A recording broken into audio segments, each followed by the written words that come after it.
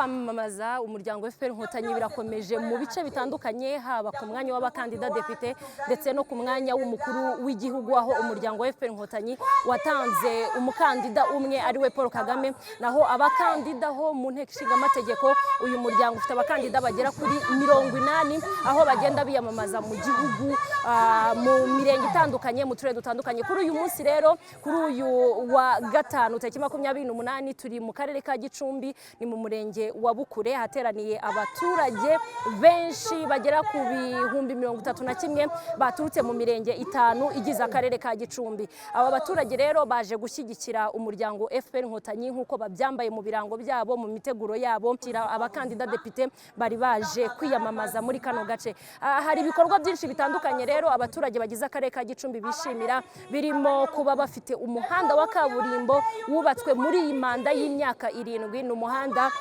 wa Musanze Base Gicumbi ukagera Nyagatare, aho bahamya yuko ubafasha mu buhahirane barimo n'utundi turere baduhana imbibi n'akarere ka Gicumbi. Ibindi bikorwa bishimira rero birimo kuba bafite icyayi muri kano karere, icyayi kibateza imbere, icyayi bigishijwe ko kigomba kubagirira akamaro ku giti cyabo mbere yuko bakigemura mu mahanga. Ibindi bikorwa birimo nuko bafite amashanyarazi muri kano gace, baracanirwa abaturage baho ntibagikoresha udutadowa. Ikindi bafite ibiribwa, bamaze kwiteza imbere aho ubwabo bazanye tekinoloji mu buhinzi, bafite umukamo w'amata uri hejuru kuko bagira litiro 100 ku munsi bagemurira uruganda rw'Inyange. Ngira ngo murabizi ko uruganda rw'Inyange ari rwo rugemura amata mu gihugu hose ndetse no hanze y'u Rwanda. Reka mbareke mukomeze mukurikira ibikorwa bitandukanye birimo kwamamaza abakandida depite mu karere ka Gicumbi.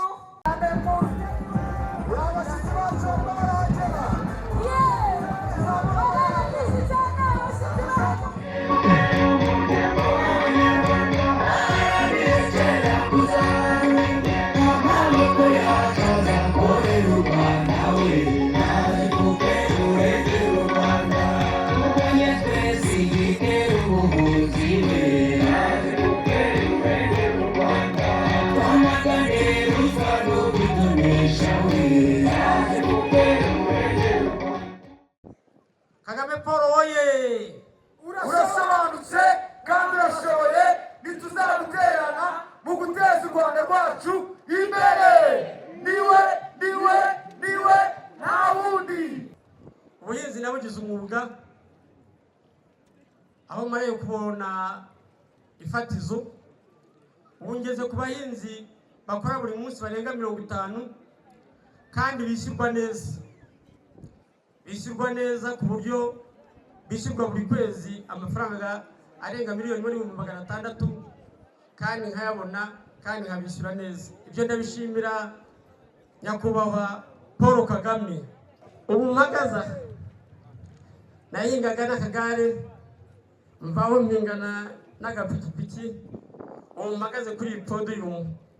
Ni mu ntorera Paul Kagame mugatora abadepite, mutora ku gipfunsi. N'umuhigo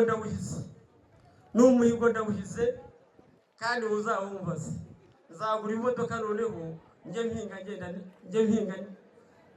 ngenda mu modoka. Kugifunsi